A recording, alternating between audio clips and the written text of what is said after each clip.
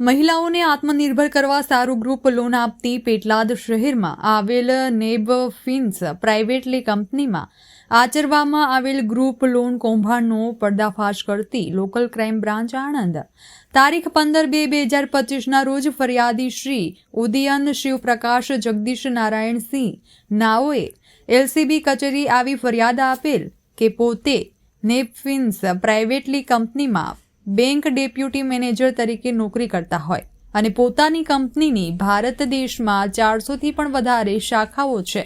આ કંપનીનું ધ્યેય સમાજના વંચિત વર્ગોને નાણાકીય સેવાઓ પૂરી પાડવા માટેનું કામ કરે છે તથા મહિલાઓને ગ્રુપ લોન આપવાનું પણ કામ કરે છે અને આ કંપનીની એક શાખા પેટલાદ શહેર ખાતે આવેલ છે।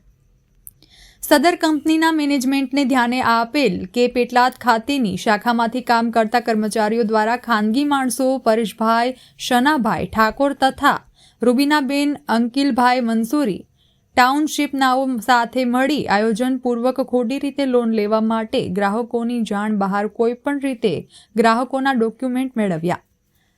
કસ્ટમર સર્વિસ ઓફિસર જે તમામ ભેગા મળી એકબીજાની મદદગારી કરી ગેરરીતે આચરેલ છે, જે બાબતે કંપની દ્વારા પ્રાથમિક તપાસ કરતા બાબત ધ્યાનમાં આવેલ છે કે આ ઈસમોએ ભેગા મળી કંપનીમાં 211 લોન એકાઉન્ટ ખોટી રીતે ઓપન કરી પોતાના મળતિયા માણસોના નામ બેનિફિશિયરી તરીકે બેંક પાસબુકમાં ખોટી રીતે એડિટ કરી ખોટા ડોક્યુમેન્ટ મેળવ્યા છે।